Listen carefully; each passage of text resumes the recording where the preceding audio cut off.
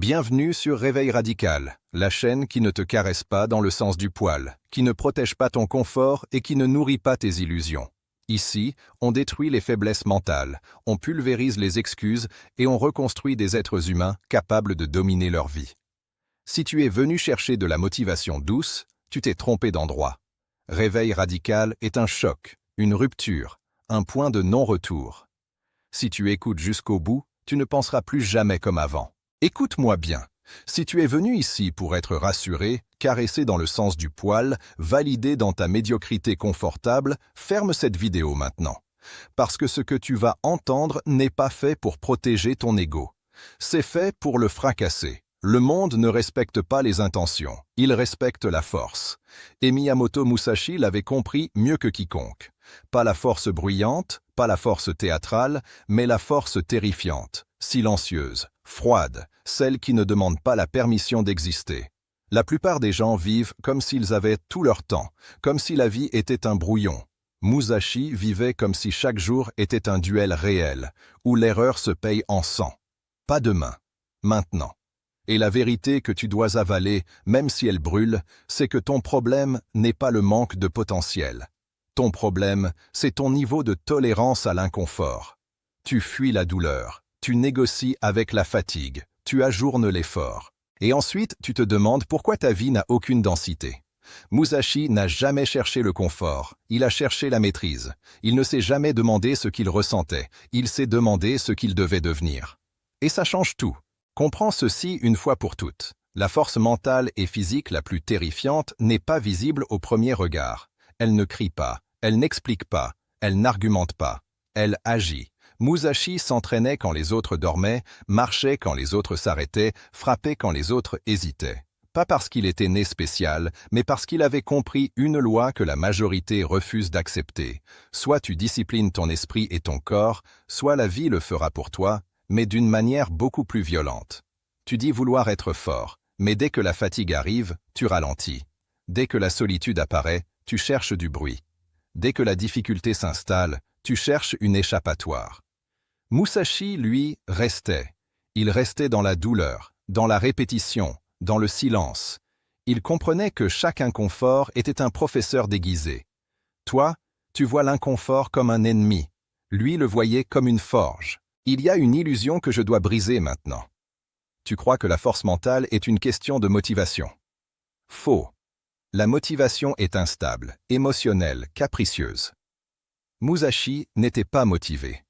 Il était engagé. Il ne se levait pas avec l'envie. Il se levait avec une décision déjà prise. La décision de devenir imprenable. La décision de ne dépendre de personne, ni des circonstances, ni de son humeur, ni de la reconnaissance extérieure. Pose-toi cette question, et ne fuis pas la réponse. Combien de fois as-tu commencé quelque chose avec intensité pour ensuite abandonner dès que l'excitation est retombée?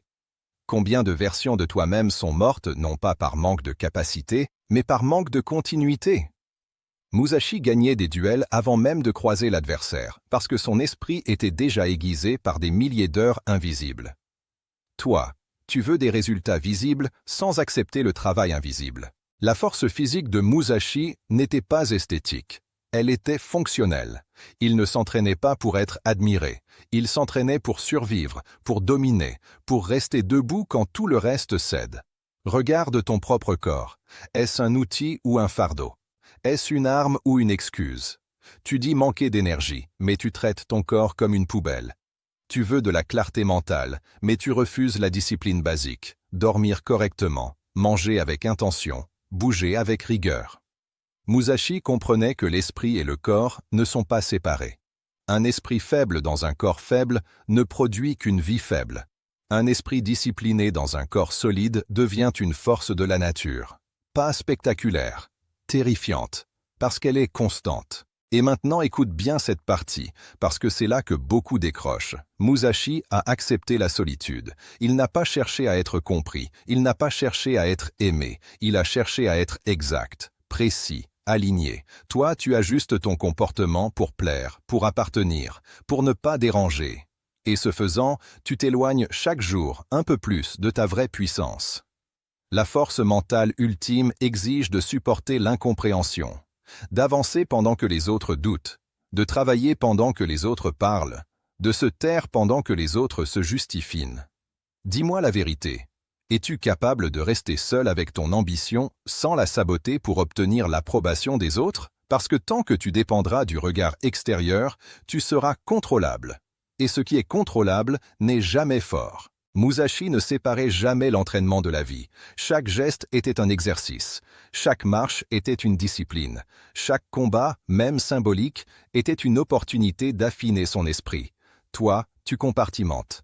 Tu fais semblant d'être sérieux pendant 1 heure. Puis, tu redeviens négligent le reste de la journée.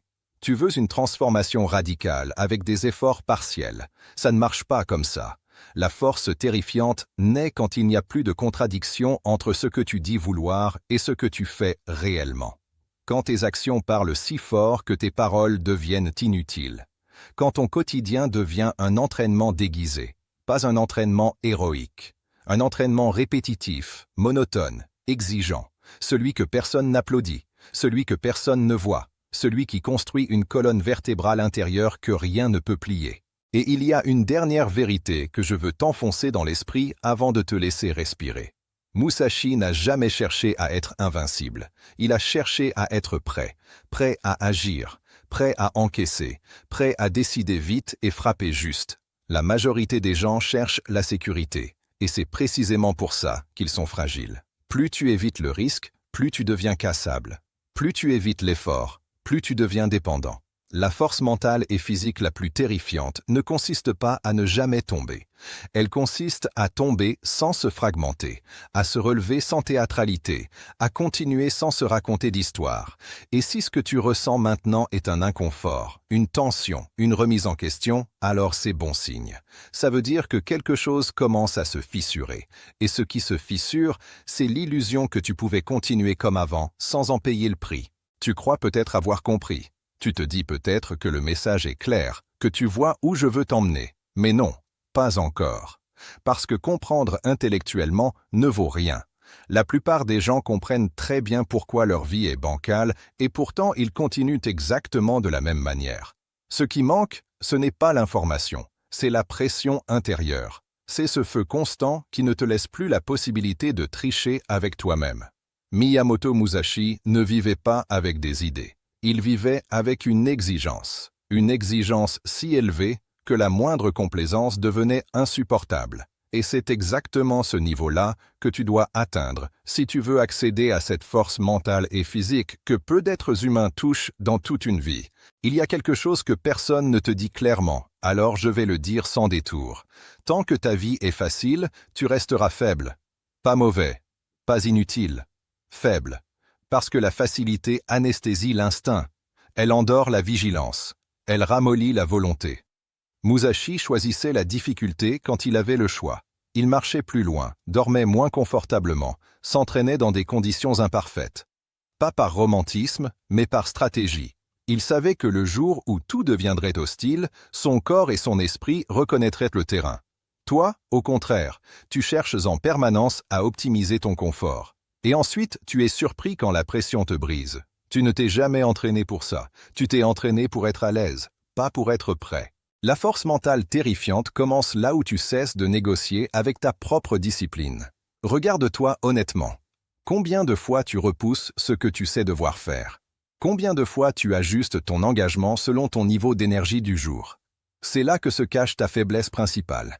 Pas dans ton manque de talent, dans ton incohérence. Musashi ne se demandait pas s'il avait envie de s'entraîner. Il se demandait seulement s'il était encore vivant. Et tant que la réponse était oui, l'entraînement continuait. Cette logique est brutale, mais elle est libératrice. Elle supprime le débat interne. Elle écrase la procrastination. Elle transforme l'effort en identité. Comprends bien ceci, ton esprit te mentira toujours pour éviter l'effort. Il te donnera de bonnes raisons, des excuses intelligentes, des justifications plausibles. Il te dira que tu commenceras demain, que tu mérites une pause, que ce n'est pas le bon moment. Musashi ne croyait pas à ses pensées. Il les observait comme on observe un ennemi potentiel. Il savait que l'esprit indiscipliné est plus dangereux que n'importe quel adversaire extérieur. Toi, Tu crois tout ce que tu penses. Tu t'identifies à tes fluctuations émotionnelles, et à chaque fois que tu obéis à une pensée faible, tu renforces une structure intérieure fragile. À l'inverse, chaque fois que tu agis malgré l'inconfort, tu construis une autorité interne, une voix plus forte que la fatigue, plus forte que le doute, plus forte que la peur. La force physique, elle aussi, est mal comprise.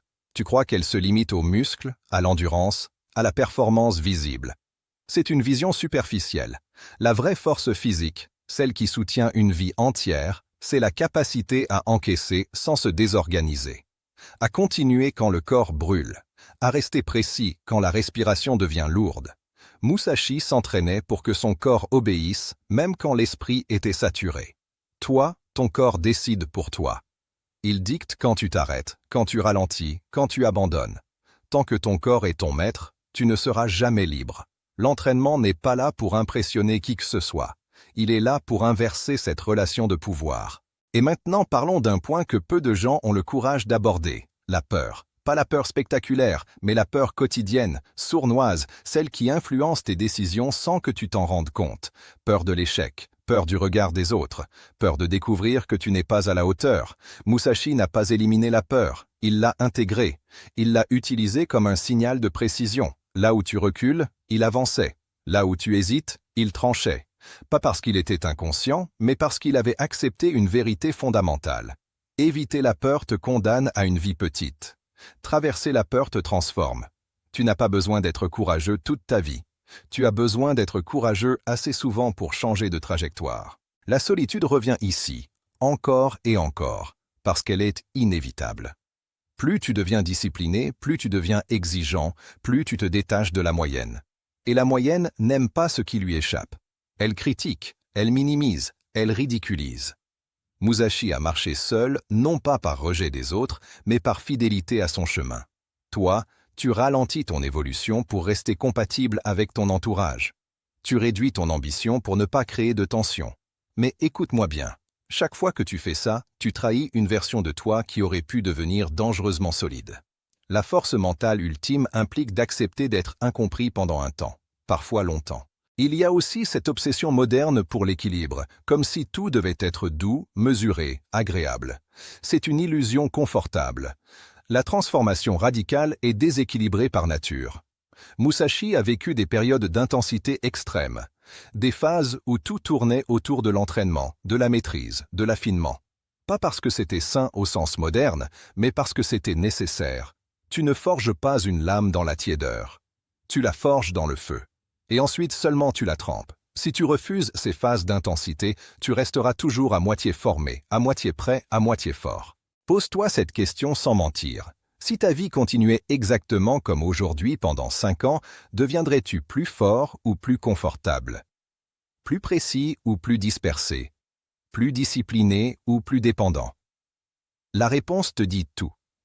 Musashi ne laissait pas le temps décider à sa place. Il sculptait son quotidien avec une intention presque violente. Chaque jour était une brique.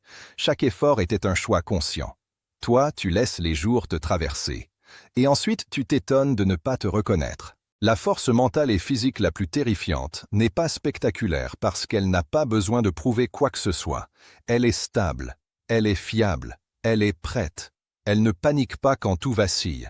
Elle ne s'effondre pas quand le plan change. Elle s'adapte, elle frappe, elle avance. Et si tu sens une résistance intérieure en écoutant ça, si une partie de toi se crispe, c'est normal. C'est la partie faible qui comprend qu'elle est menacée. Ne la protège pas. Laisse-la mourir. Parce que ce qui vient ensuite est bien plus puissant. Maintenant, tu es à un point critique. Ce moment précis où 2 chemins s'ouvrent devant toi. Le premier est familier. Tu écoutes, tu ressens l'impact, tu hoches intérieurement la tête, puis tu retournes à ta vie comme avant. L'autre chemin est inconfortable, exigeant, brutal pour l'ego. C'est celui que très peu empruntent, parce qu'il ne promet pas du plaisir immédiat, il promet une transformation irréversible. Miyamoto Musashi a choisi ce chemin encore et encore, jusqu'à ce qu'il n'y ait plus de retour possible. Et c'est là que naît le niveau de force le plus terrifiant, quand tu n'as plus besoin de te motiver parce que reculer n'est même plus une option mentale. Il y a une chose que tu dois graver dans ton esprit. La vraie puissance commence quand tu cesses de te percevoir comme quelqu'un qui essaie. Essayer, c'est déjà se préparer à l'échec. Musashi n'essayait pas de devenir fort. Il vivait comme quelqu'un qui devait l'être, chaque jour, sans exception, sans négociation. Toi, tu te vois encore comme une version provisoire de toi-même, quelqu'un qui se cherche, qui se teste, qui se ménage. Tant que tu restes dans cette identité, tu resteras fragile. La force mentale ultime exige un basculement identitaire. Tu ne fais plus des efforts, tu incarnes une norme. Tu n'es plus quelqu'un qui s'entraîne, tu es quelqu'un qui ne tolère pas la négligence. Tu n'es plus quelqu'un qui veut changer, tu es quelqu'un pour qui l'inaction est devenue impossible. Musashi avait compris une vérité que notre époque fuit. La clarté vient après l'action, jamais avant. Tu attends d'être prêt. Tu attends de te sentir aligné. Tu attends que la peur disparaisse. Elle ne disparaîtra pas. Elle se soumettra uniquement quand tu auras agi suffisamment de fois, malgré elle. La force mentale ne consiste pas à se sentir confiant. Elle consiste à avancer même quand la confiance est absente. La force physique ne consiste pas à se sentir en forme. Elle consiste à fonctionner même quand le corps proteste. C'est cette capacité à opérer sous résistance qui rend quelqu'un terrifiant. Parce qu'il n'a pas besoin de conditions idéales pour avancer. Et il faut que je te parle de quelque chose de fondamental. La responsabilité totale. Musashi ne blâmait ni le destin, ni les autres, ni les circonstances. Tout était sa responsabilité. Chaque défaite devenait une leçon. Chaque difficulté devenait un entraînement supplémentaire. Toi, tu dépenses encore trop d'énergie à expliquer pourquoi c'est dur, pourquoi ce n'est pas le bon moment, pourquoi le contexte n'est pas favorable. Tant que tu fais ça, tu remets ton pouvoir à l'extérieur. Et un être humain sans pouvoir personnel n'est jamais fort, peu importe ses discours. La responsabilité totale est lourde, mais elle est incroyablement libératrice. Parce qu'une fois que tout dépend de toi, tout peut être transformé par toi. La force terrifiante dont on parle ici n'a rien à voir avec l'agressivité ou la domination des autres. Elle est intérieure, silencieuse. Elle se manifeste dans ta posture, dans ton regard, dans ta manière de parler peu, mais d'agir beaucoup. Les gens la ressentent sans que tu aies besoin de l'expliquer. Pourquoi? Parce qu'elle est cohérente. Parce que ton esprit, ton corps et tes actes racontent la même histoire. Musashi n'avait pas besoin de se présenter. Son niveau parlait pour lui. Toi aussi, tu dois viser ce niveau où ta présence devient plus éloquente que tes mots. Mais soyons clairs, ce niveau de force exige des sacrifices réels, pas symboliques, du temps, du confort, des relations parfois, des habitudes que tu utilises pour t'anesthésier. Tu ne peux pas bâtir une discipline de fer avec une vie remplie de distractions molles. Chaque fois que tu choisis la facilité, tu nourris une version faible de toi. Chaque fois que tu choisis l'effort conscient, tu nourris une version dangereusement solide. Il n'y a pas de neutralité. Chaque journée te rapproche de l'une ou de l'autre. Musashi le savait. Il n'a jamais vécu une journée neutre. Et maintenant, écoute bien, parce que c'est ici que tout se joue. La transformation radicale ne se produit pas quand tu es inspiré. Elle se produit quand tu es fatigué, quand tu doutes, quand personne ne te regarde, et que tu fais quand même ce qui doit être fait. C'est là que ton système nerveux se reprogramme. C'est là que ton identité change. C'est là que tu deviens quelqu'un sur qui tu peux compter. Pas quelqu'un de parfait, quelqu'un de fiable. Et un être humain fiable envers lui-même est rare. Donc puissant. Miyamoto Musashi n'est pas une figure du passé à admirer de loin. Il est un rappel brutal de ce qui est possible quand un être humain cesse de se mentir, quand il cesse de se disperser, quand il cesse de chercher des excuses élégantes. Sa vie te pose une question simple et inconfortable. Jusqu'où es-tu prêt à aller pour devenir solide? Pas admiré, pas applaudi, solide, capable, stable sous pression, capable d'agir quand tout tremble. Tu n'as pas besoin de tout changer aujourd'hui, mais tu dois changer quelque chose maintenant. Un choix clair, une décision non négociable, une action immédiate qui prouve que ce que tu viens d'entendre n'est pas juste du contenu de plus. Coupe une distraction. Engage ton corps. Discipline ton esprit. Fais quelque chose qui t'élève même si ça te coûte. Parce que si tu refermes cette vidéo sans agir, tu renforces exactement ce que tu prétends vouloir dépasser. La force mentale et physique la plus terrifiante n'est pas réservée à une élite. Elle est réservée à ceux qui acceptent le prix. Et le prix, c'est la fin des illusions, la fin des demi-mesures, la fin des compromis avec ta propre faiblesse. Si tu es encore là, si tu écoutes encore, alors une partie de toi est prête. Ne l'étouffe pas. Nourris-la. Et rappelle-toi ceci. Le monde ne se souvient pas de ceux qui avaient du potentiel. Il se souvient de ceux qui ont forgé leur puissance dans le silence, la douleur et la répétition. À partir d'aujourd'hui, ne cherche pas à être inspiré, cherche à être intraitable avec ce que tu sais devoir devenir.